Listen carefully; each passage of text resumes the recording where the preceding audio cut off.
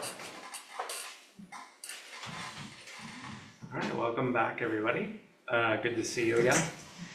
So we're fortunate to have Dayalocana with us this evening to speak about her extensive experience being involved at Aryaloka from the very early days to now. Dayalocana has participated in a variety of important ways at Aryaloka. She's been a volunteer right from the start, which I'm sure she'll say something about. Cleaning, laundry, gardening, everything in between. She's been a volunteer right from the start. She was one of the first women in the US and Canada to be ordained. I believe, were you second? Yeah, Karuna Devi, who we'll be hearing from in the spring, and who I think is on Zoom tonight, she is, yeah. was the first, and I believe we have a photo of that we'll be seeing tonight. But Dayalocana was ordained in 1995 and was really instrumental in developing the women's sangha at Aryaloka, because in the early days it was kind of dominated by men. Kind of. Oh, kind of. So Dayalocana made room. Yeah, she made space and helped other people come up behind her as well. She was ordained in 95, and not long after that she became chair of the center. She had 3 different runs as chair of the center, holding the responsibility of navigating this place when we went through some very difficult periods, financially and otherwise. So she has seen and heard a lot, and it's largely due to her efforts that we're still here. She also ordained, she was involved in the women's ordination process and has ordained several women into the order. And these days, she likes to be behind the scenes, but if you come here, you might catch her running around cleaning bedrooms, doing laundry, gardening, so she still volunteers. So she's a super important person in Aryaloka's history. I do think we would not be here without her, and I'm excited to hear what she has to say tonight. Yeah, so I'll hand it over to Dayalocana. Thank you, Shudaya. And welcome. I'm happy you're here. And hi, Zoomers. Glad to see you're here too. So many. So, yeah, we're going to try a different experiment tonight with some of the photographs, because we haven't had a chance to really choreograph this, but Shudaya has a lot of photos and he's going to put them up there on the screen, sort of like in coordination with what I'm talking about, but actually we don't know if that will work. It doesn't really matter because she'll enjoy seeing them anyway and you'll get what they are. So let me say that tonight I am going to talk about place. Place, this place, Aryaloka.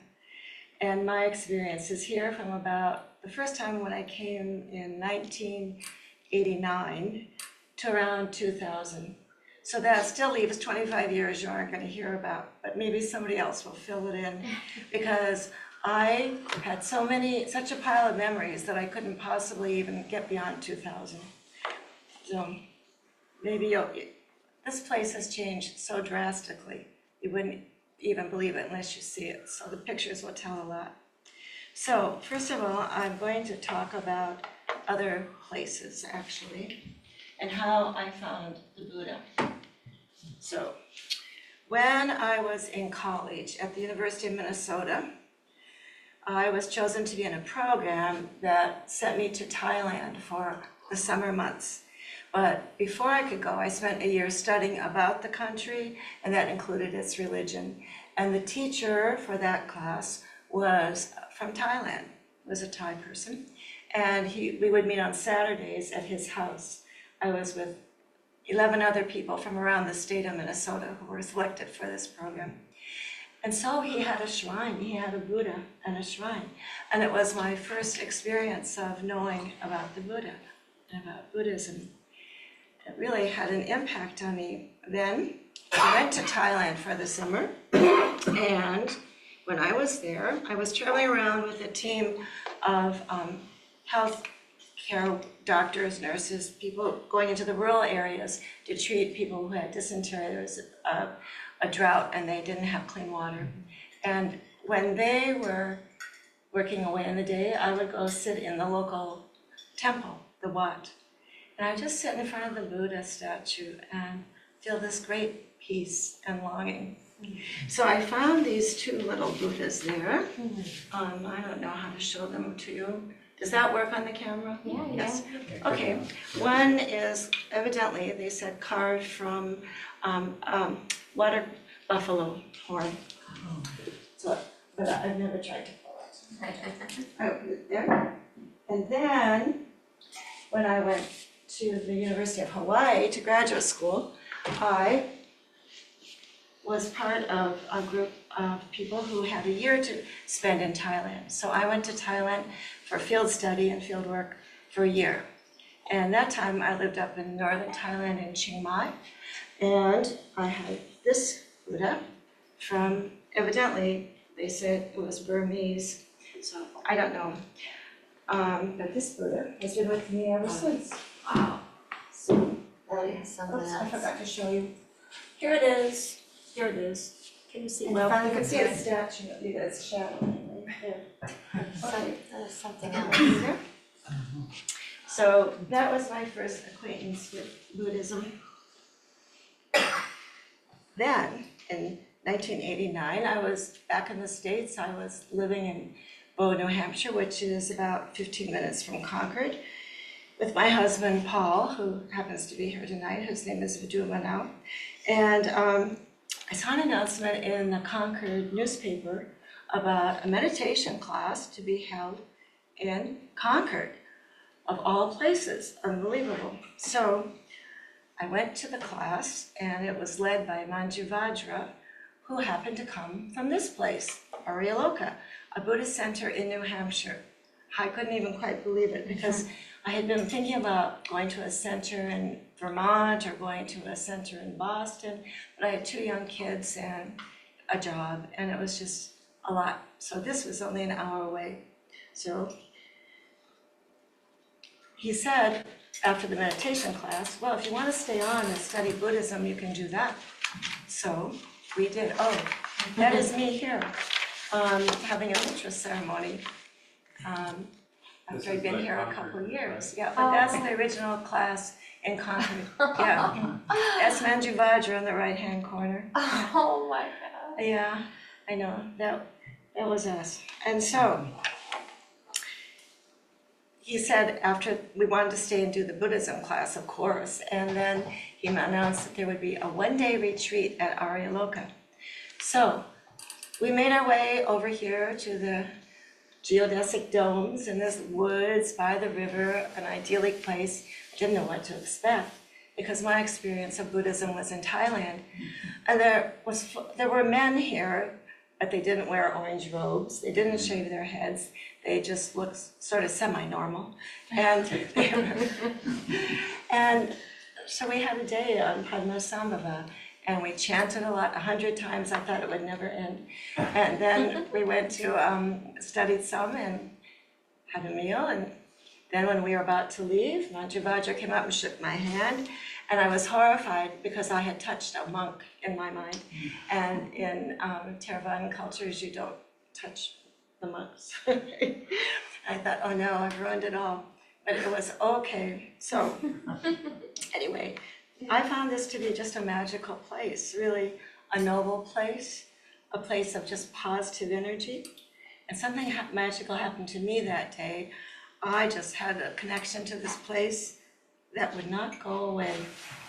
I think in part it was because I found a place where people valued ethical behavior and living a simple life with a purpose.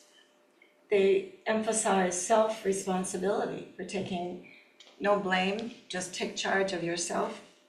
not cause harm, a place that encouraged kindness, a place for a community of people, sort of like-minded people.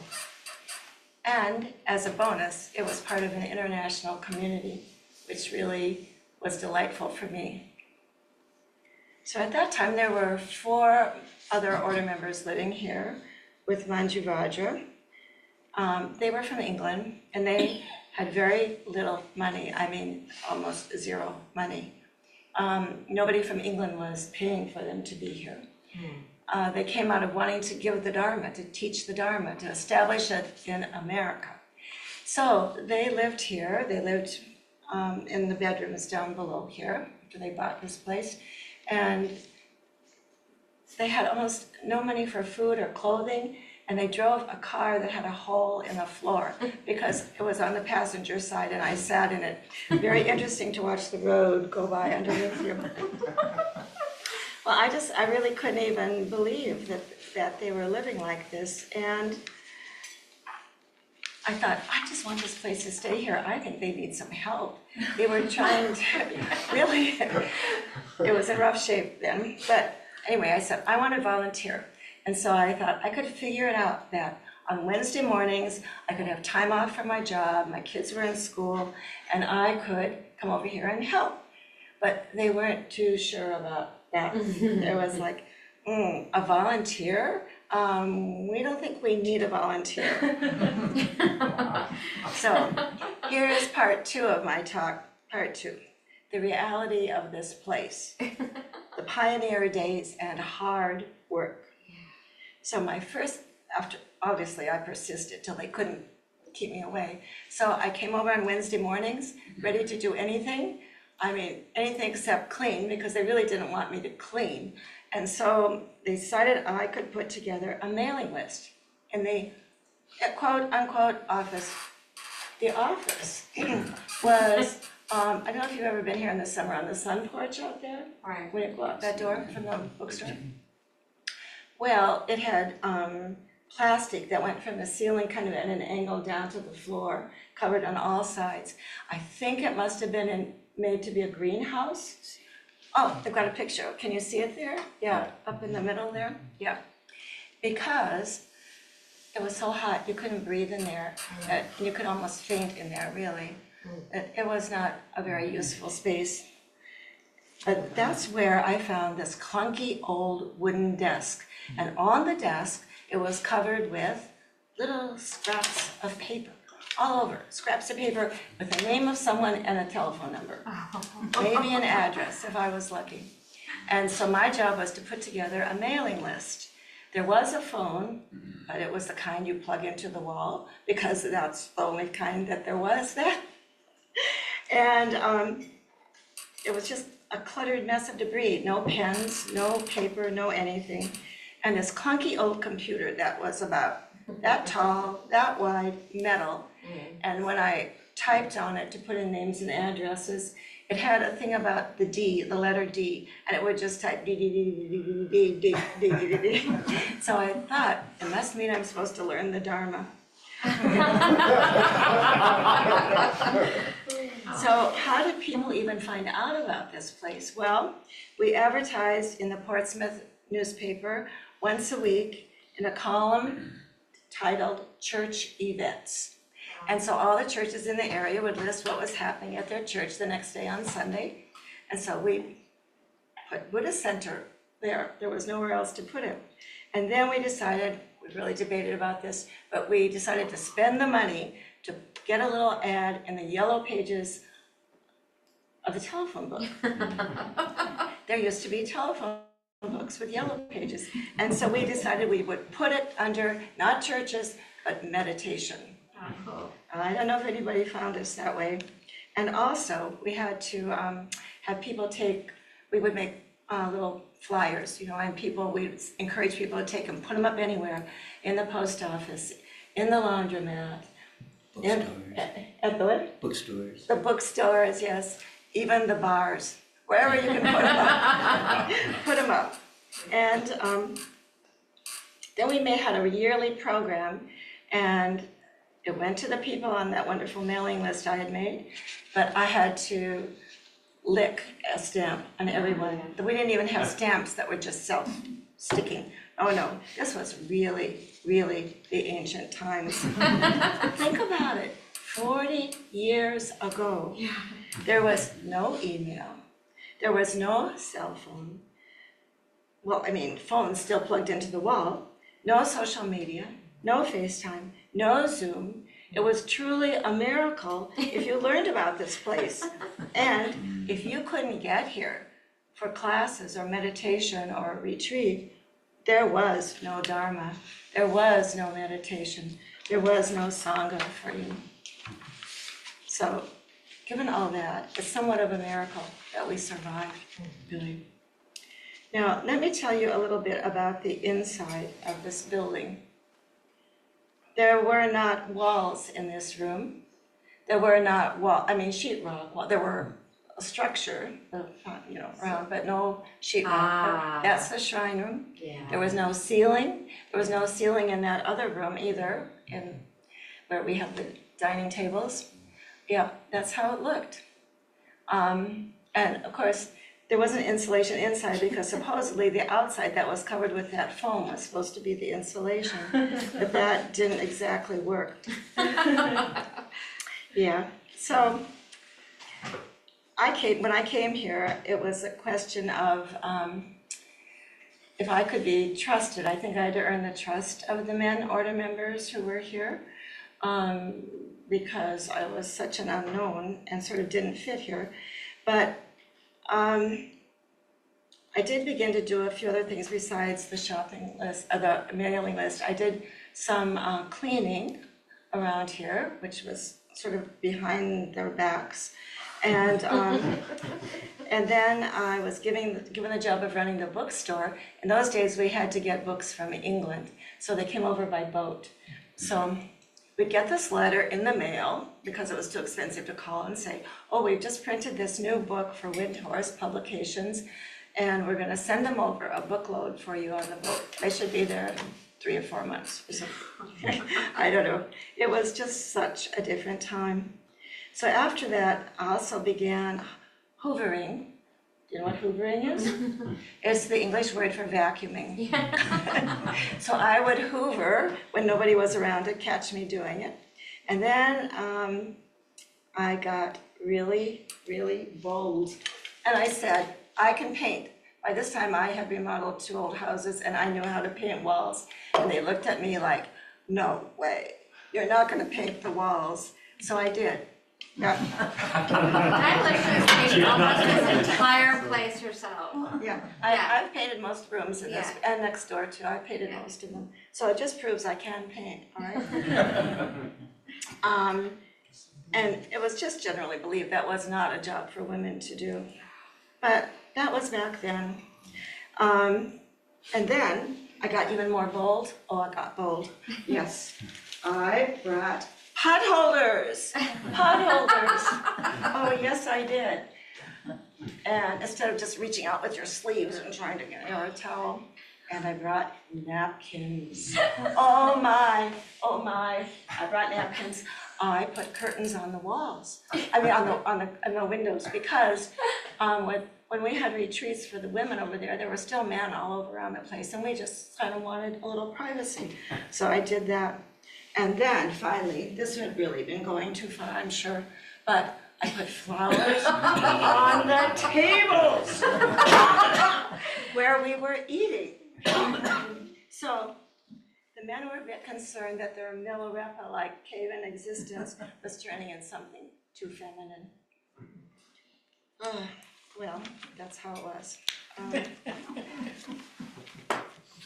Now, as we went along, we were able to, obviously, where are we now? Oh, yes, we're on to heat, but just 1 second before we get to heat. So I just want to say that there were also not any windows that opened because, I don't know, in a geodesic dome, you're supposed to just look out, I guess. And so, yeah, we just, in the bedrooms, there were small squares about that size of holes under the windows. And there was a wooden sort of I don't know, something, a door, but it wasn't a door, just a wooden thing that closed it off for the winter. But in the summer, you took out the wooden board and you supposedly had ventilation. Well, it just seems like over all these years, somehow we have replaced just about all the windows in this building. And sometimes on work weekends, led by Arjava, like their entire walls, you can see, were just removed, the windows and the walls, we insulated everything, and we put new windows back in, windows that opened this time. So We did. we also, which is truly amazing, we, the community of volunteers, put that ceiling up there in the shrine room and the walls. It's just unbelievable to me that we did that. I don't know if anybody was around for then, but it was monumental work. Just shows what you can do if you have dedication and determination. So now on to heating this place. Well, the bedrooms underneath here were heated by a furnace that's located in a sort of crawl space under the entry room where you come in. And all 3 floors of that east dome over there were heated with a wood stove, which was located where you have a seat as you enter. It's the seating area over there, we call it. So we get delivered these stacks of wood in the fall. I mean, huge piles of wood dumped out. And our job on retreats was to stack them up all along the outside of the domes. And the problem was it wasn't seasoned wood because that would cost too much. So the wood stove was not very effective in doing anything about heat. So on cold mornings when I came over on Wednesday, and it was cold in here, I would take my paper, I'd take my kindling that I'd bring in my backpack, and I'd go over to the wood stove down there, and I'd try to get it going.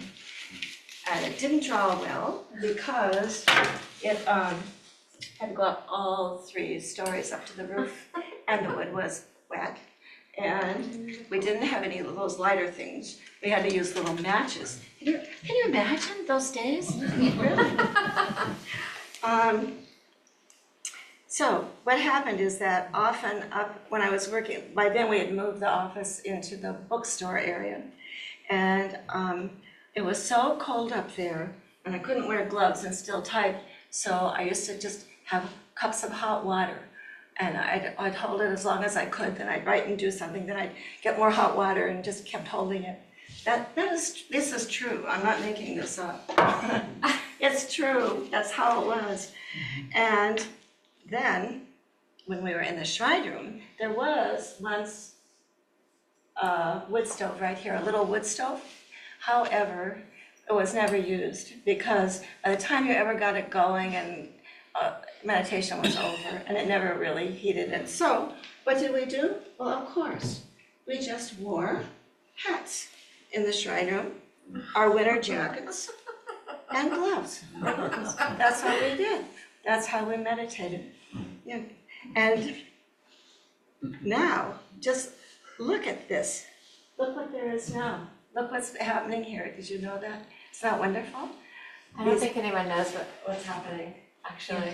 Can you see them? Well, you're having installed some, what are they called? Bifolds? Heat pumps. Heating and cooling systems. Yeah. So it will be heat in the winter and air conditioning in the summer, even up in the shrine room. Yep. Yeah. For the first time in 40 years. Yeah. The shrine room will be heated and cooled. So if you just wait long enough, all good things happen, right? Yeah. No. All right, so that was that. Oh, and then we also had a few little water problems. So one week in August, on a 2-week retreat for women, there suddenly was no water at all. Nothing came out of the faucets. So I sort of knew that there was a well down the hill and to the left. So I went down to investigate. It was totally overgrown with thorny rose bushes. So I had to cut my way in to find it. I slid off the cover and sure enough, it was a dug well and it was empty. There was no water. So for the rest of that retreat, I carried pails of water up from the river to flush the toilets. And carried big, I don't know, 5 gallon or 10, whatever gallon they were of jugs to a neighbor's house to get water to drink and cook and brush our teeth. But that's what we did. Okay. And the other problem we had was that there was too much water because that foam on the top of the dome did not hold the water out. So there were leaks all over, all the time. But I knew exactly where the leaks were, at least for a month at a time. And I would put buckets when it started to rain, and bowls, anything I could grab, pots and pans from the kitchen. We just had them all over around the place. But then when I wasn't here, people didn't know exactly what to do. So I never go anywhere without your good old trusty tape, right? And so I put X's on the floor. There were X's where you had to put buckets. Yeah. Well, all of this was in the spirit of fun because I just thought, this is just how a Buddhist center must be. I mean, not enough money, not enough help, all these problems that come up every day on a regular basis. And this is great. We're just doing it anyway. We're living the life, right? We just will sit and quietly meditate, and then we'll get up and deal with another problem. Why not? Oh yeah, I was gonna say something about retreats and meals. So, because the men had bedrooms here and the women were using that side for retreats, there weren't enough beds or places to sleep. So I often brought my sleeping bag and I slept sometimes in the bookstore, sometimes here, sometimes on the screen porch, sometimes in a tent down by the river. And that just was so exciting for me. I don't know why, but I thought this is just great, getting away from conventional life and living the life of the Buddhist. But then as the retreats grew bigger in size, the men had to leave every weekend because we needed to use their space. And so finally we raised enough money for the second and third floor of the building next door to be finished off for a men's community. And the problem also with the food was that when there was going to be a weekend retreat, well, either an order member or somebody coming on the retreat would go out and buy some food. Buy some food. And so you'd come on retreat and they'd say, oh, does somebody want to cook lunch? Okay. And they'd make a great soup or something. Then it would be dinner time and it would be what's left for dinner? Well, maybe this, maybe a potato, maybe that. It's okay. And so that was fine. And by lunch the next day, there really wasn't any choice of anything to eat. If you can imagine that. But I really thought, 1/4 of a bagel for lunch with a little Marmite on it, why not? That's how it was. Finally, thankfully, we started having some cookbooks and a menu plan, a meal plan, and then Bowden took the job of kitchen manager and created actual real recipes. Because in those days, if you didn't have a cookbook and you just made it up by yourself, well, that was okay, but you couldn't go on the internet and say, Google, tell me how to make cauliflower potato soup or something. It just wasn't there. So, also, on Friends Night, Tuesday nights, sometimes called Friends Nights, there were 3 pots of tea: caffeinated tea, non-caffeinated tea, and herbal tea called by the British herbal. Herbal. There was no herbal. And so I tried to educate them that it was herbal. And so then when Rajamani was here teaching a class and there was a man in the class, and he just read the name off, he said, oh, herbal, instead of herb. Oh, herb. So then I got in trouble for that because they didn't think that was, I thought I would have been pulling his leg. So Anyway, the major thing to take out of that is that there was no coffee. There was no coffee here at all. And when I went on retreats, in England, I'd take my own coffee. That's what people did those days. Don't you feel grateful for everything that's here now?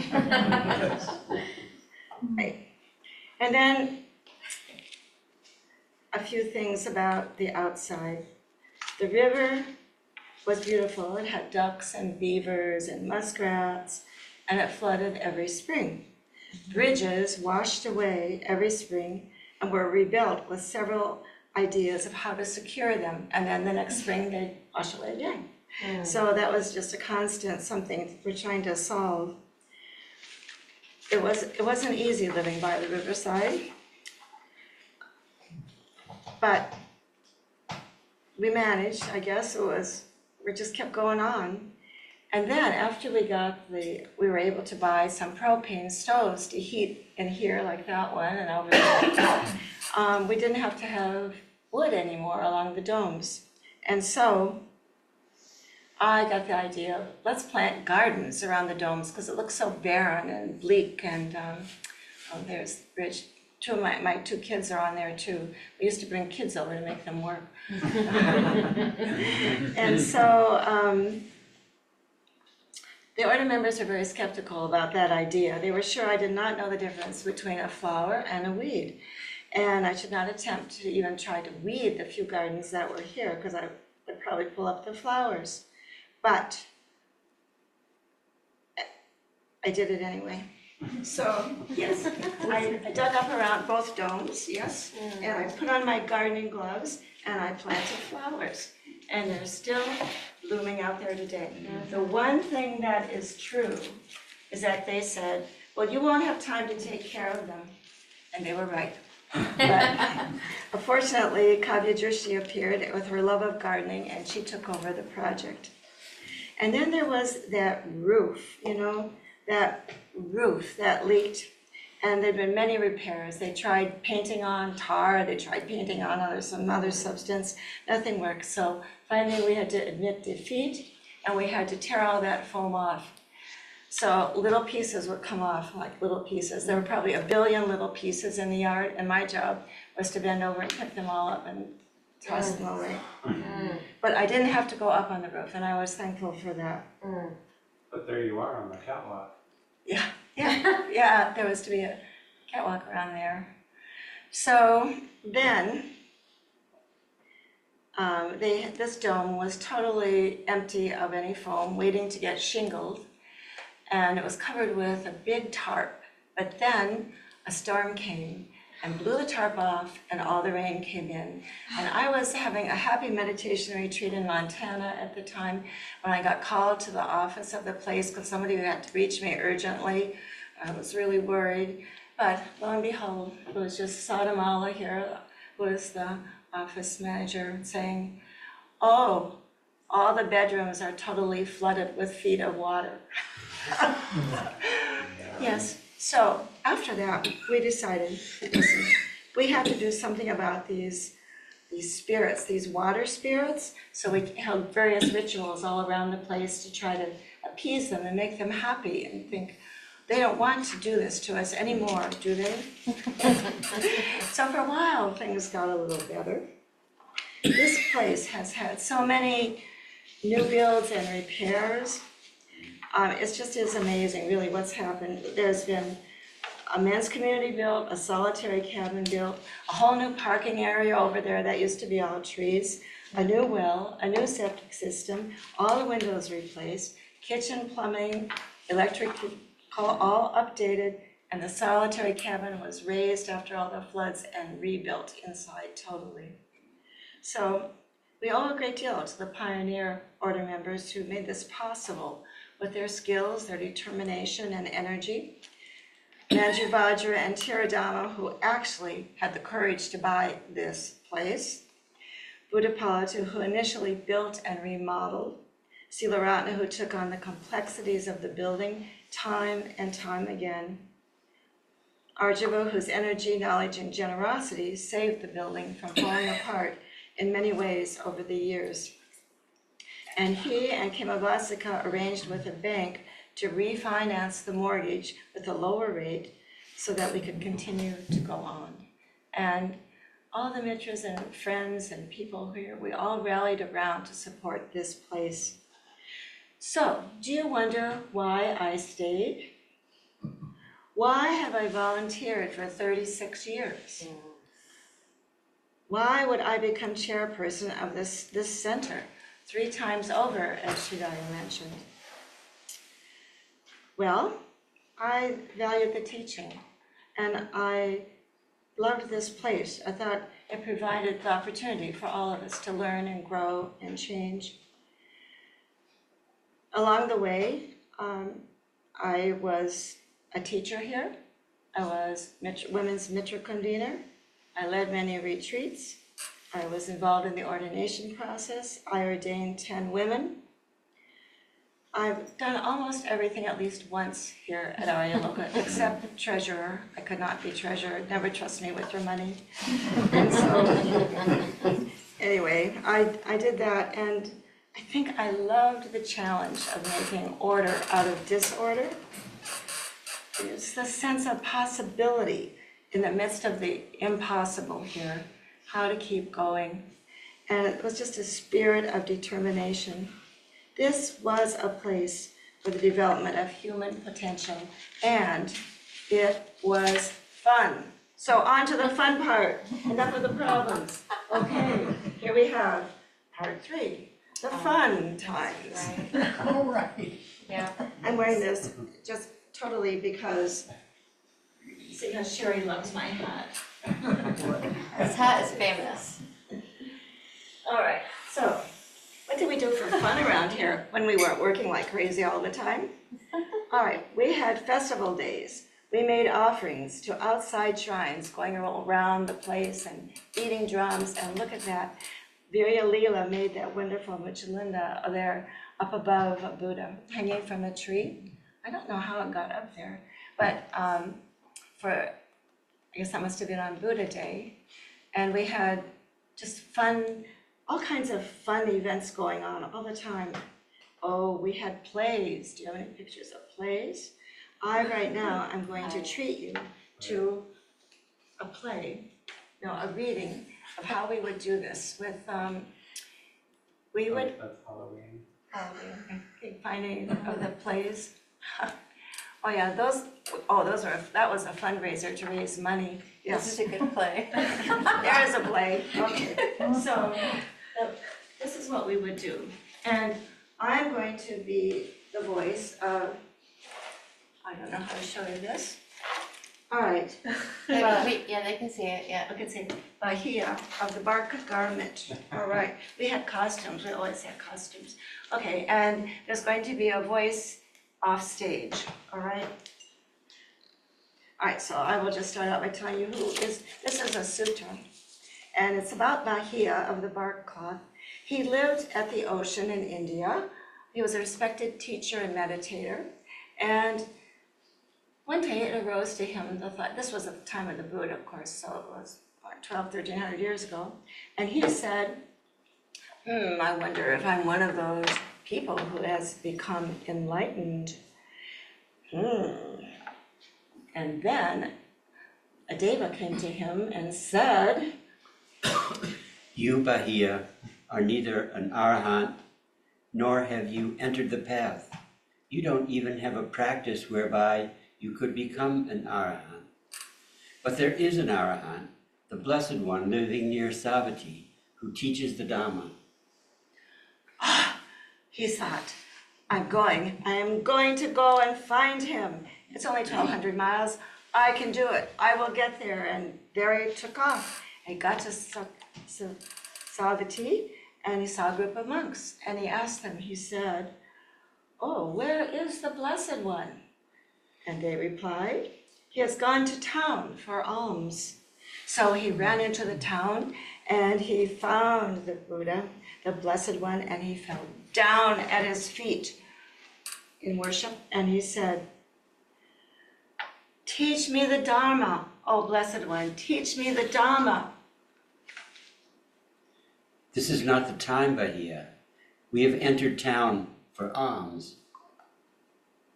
Oh, please teach me the Dhamma. Life is short, time is short. We never know what will happen to you or to me. Please teach me the Dhamma.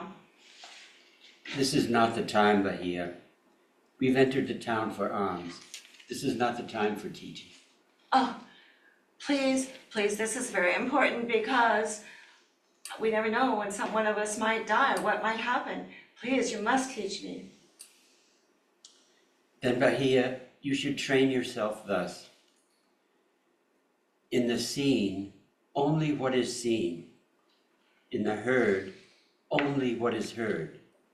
In the sensed, only what is sensed. In the cognized, only what is cognized. And Bahia went on his way, only to be killed by a cow. Early down the road. But the good news is that he had. Moments after he was enlightened. Yeah. He did get the message and who knows? He was Yeah. enlightened. He was enlightened, yeah. You see, wouldn't it be great if somebody could just come along and give us a little teaching and presto? But anyway, it was good. So we had these fun skits all the time, and we had Halloween celebrations. Is there a picture of that? I have to say, it was the only time we ever wore a mask because it was before COVID. But anyway, we have our masks, we had our celebrations. We had a lot of fun as a sangha. Oh, and then we had poetry evenings. We would set up the little, cafe tables in here, and we put candles on them. And I'll put the candle over here. And we would read poetry, or some very good poets in the sangha, Shudaya being one of them. And we would read poetry we'd written. It was really fun. And then we would have fundraising events. We needed to get a new stove for the kitchen. We needed chairs for the yoga room. We needed, propane stoves for the heat. And so what could we do? We fundraised. We had auctions like this. We would stand up here. Nagabodhi was the auctioneer at first. He's our president. Or sometimes I would do it. Shudaya would, or Arjava would do it. And we would do things like, okay, who wants to buy this soup of the month for a year? I'll deliver soup to your house. Sold to that man in the blue. And then, or like, how about raking your yard in the fall? Anybody want to buy that? Going once, going twice. Oh, sold to that man in the back. All right, so we would do that, and that was fun. And then we would, one of the most fun things we did was go to Portsmouth and do face painting. And the kids would come, and they're so sweet, they would just look up at you and they would be like, I want a rainbow on my face, or flowers on my face, or of course, mostly boys wanted a snake crawling up their arm, right? They loved it. So we would do that to raise money. That was at Market Square Days. And then we would hold dinners here as well, where people would come and pay to come and we'd cook dinner for them. And always we had hikes in the fall, up into the mountains, community group hikes. So all of this was just creating a spirit of fun and play and positive energy, generosity, and a sense of community. It was great. At this time too, we had visits from order members from away, like Subhuti, who are ordained men, Sangadevi, who are ordained women, Nagabodhi, president of Aryaloka, all of them from England. We had Manjuvajra, Buddhapalata, Vajramati, Paramashanti, Aparajita from England who were living here. We had from New Zealand, Silarana and Vidyavati. She was the first woman order member to live at Aryaloka, and her presence made it possible for women to enter the ordination training. I wouldn't be ordained if she hadn't come and helped out with that. And then Sangharakshita himself, the founder of our movement, came to Aryaloka in 1990. And he came again in 1993 to ordain Karuna Devi and Saramati, the first woman and the first man from America who are ordained right here in this very room, sitting right there. Yeah. Woo! Yeah. And then following on from that, of course, Tiradama was ordained in India. Viragita and I were ordained in 1995 in Wales. Paduma and Gunapecha were ordained right here in this place in 1997. And then Amala and Sadamala in Italy in 2000. Oh, and Surakshita and Shudayu in 1998. So the order was growing, the sangha was growing, things were getting better. So part 4, a place for the 3 jewels to touch our hearts. It was a magical place, so I'd just like to say that this place is the home of the Buddha. And I'll put a yellow flower on the shrine to the Buddha. And this place for me is the home of the Dharma. So I have a book out here. With the blue jewels.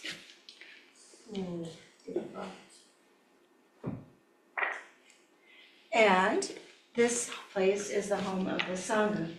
And these 2 little Buddhas here represent the Sangha, both the Arya Sangha and the Sangha of us, all of us. So we have the 3 jewels here, the Buddha, the Dharma, and the Sangha. And that's why it's such a lovely spot. Now, what time is it? Okay, I have to move right along here. I wanted to say about the shrine, first of all, that was made from cardboard boxes covered with cloth. But yeah, it looks pretty, right? That worked. And our original Buddha over there on this ancestor shrine was brought from England by Punya. And then later, Silaratna built a wooden 3-tiered shrine. I think that one, yeah, that was a little more fancy. And then finally, the one that is up there now, built of wood and copper, was designed by Venera, who was a mitra here at Aryaloka. And by the way, back in the day, in the 70s, women always wore dresses or skirts, which is why I'm wearing a skirt, which is very strange these days. But I'm wearing a skirt to be in the proper dress for the 70s. When we gave talks or we went to pujas or festival days, we always had dresses on. So just let me say, this is a place also of inspiration and hope. Really, the fact of the matter is that we are sitting here at Heartwood Circle. And I just think this is such a coincidence that the Buddha gave many talks in that book on the shrine. There are 150 different teachings from the Buddha. And he would walk down the roads in India, and whoever he'd meet, he could say something that would apply to them in their common life, in their ordinary life. It wasn't like something way up here you couldn't get. Like the simile of the snake or the anthill or the elephant's footprint. Well, he also gave a teaching on the heartwood, the simile of the heartwood. And you know what heartwood is? It's the most essential, the inside part of the tree. And this is just, I saw this in the bookstore. There's, do you know who made this? The man right there. That's Herb made these. Yeah.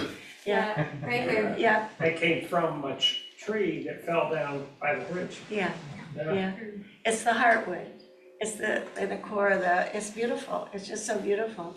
And it's special because it came from here. So thank you for doing that. Yeah. So the teaching of the heartwood is that, you know, it would be so easy to overlook the essential of what is really going on for you in your practice, and what the point is that don't stop too soon. Don't stop too soon until you reach the heartwood of your practice. So Aryaloka for me is also a place of great transformation. It's home of the Buddhas, Bodhisattvas, a place of worship, home of the Dharma, a place of peace, a home for the seekers of truth, a home for our sangha. So in the Vimalakirti Sutra, he says, a Buddha field. This is a Buddha field. It is a field of positive thought, free of hypocrisy and deceit, a field of beings living by virtuous principle, a field of generosity, morality, tolerance, effort, mindfulness, a field of wisdom consisting of love, compassion, joy, equanimity, and total dedication. So this is a place of that potential. It's a place that contains all that history, all the struggles, all the difficulties, all the triumphs and joys, a place containing all the peace and loving kindness of 40 years of practice. So I have a vision similar to this one that Sangharakshita describes of the Buddha, saying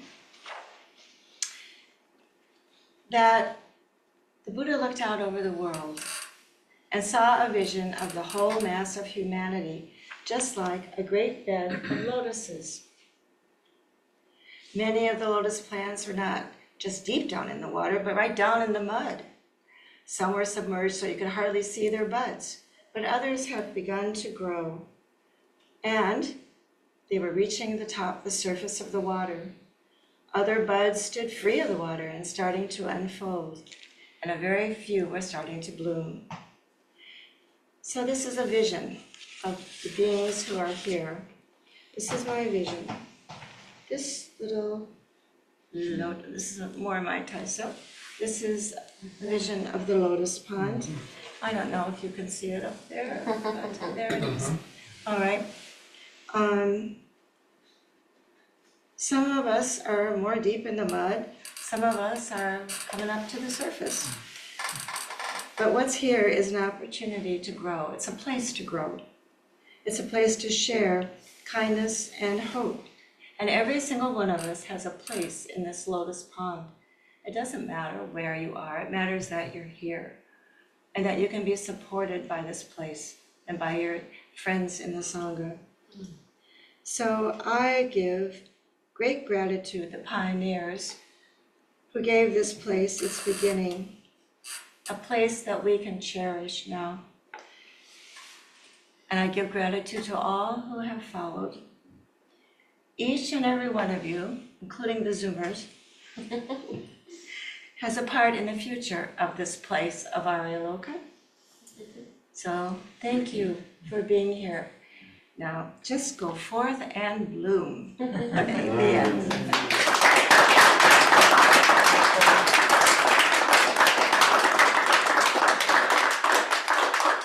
So I guess we have just a few minutes for some questions or comments. Yes, thank you, Dayalocana. Yeah, so if you have a question, go ahead and speak it. Same if you're on Zoom, you can unmute, you can do that. I just want to comment, I truly love the props. This is just so fun. Yeah. It is so quintessentially you. Yeah. Whatever that means. I thought it was extraordinary. I just absolutely loved it. I think we should do more skits. Yeah. Wow. You can lead up that cool-up. The skit club. Watch out.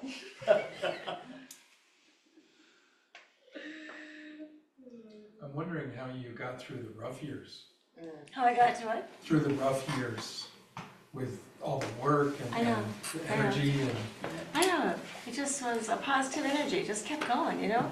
Like, I'm not giving up, no way. This place is too valuable, it means too much. We'll just find a way, we'll find a way through it, we'll just keep going. Yeah, and I think meditation helped me a lot, it's changed my life, really changed my life. I had a difficult job as a therapist and, you know, I heard a lot of sorrow, a lot of sadness, a lot of anger, but I always had a lotus pond in front of me.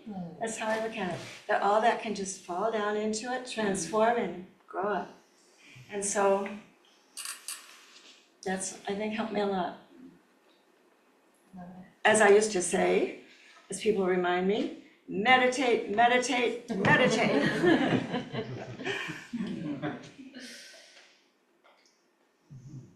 Yeah, I have to say, Dayalocana, you were really inspirational in that respect. I can remember sitting in Mitra class, and of course, there were no women in our Mitra class, but one time you walked through and you just said, keep on meditating. Meditating. I really took that to heart. And, you know, I got to say, at the time, I don't think I had any idea of what you were talking about, but 20 years later, it's starting to dawn on me. Keep on meditating.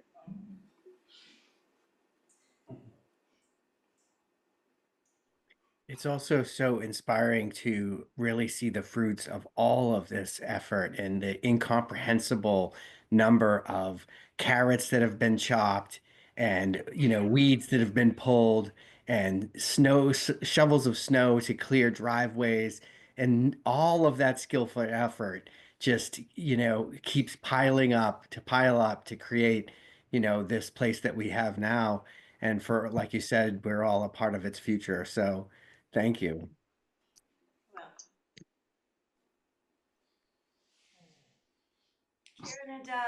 You're in Bali. Can you hear me, dear one? I'm calling you all the way from Bali. Yeah. Yes. And Yeah, I we can want- hear you. And I wanted to say deep, deep gratitude to this wondrous woman who is almost the mother of that wonderful place. Look at all she's done.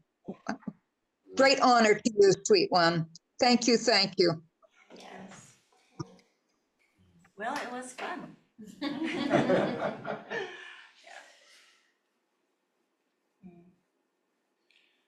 Well, thank you again, Dayalocana, for joining us on this evening and sharing your story and all the costumes and props. I didn't know we were going to get a play tonight.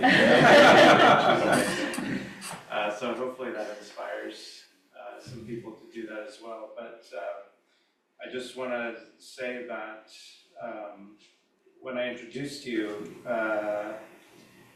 I said that I think to a large degree we're here because of your efforts, because of all the things that you did, and I just want you to know that we all plan on carrying this place forward. Yeah. Thank you. So all of us here, all of us who aren't here, will continue in these noble efforts. Yeah. Thank you. Thank you.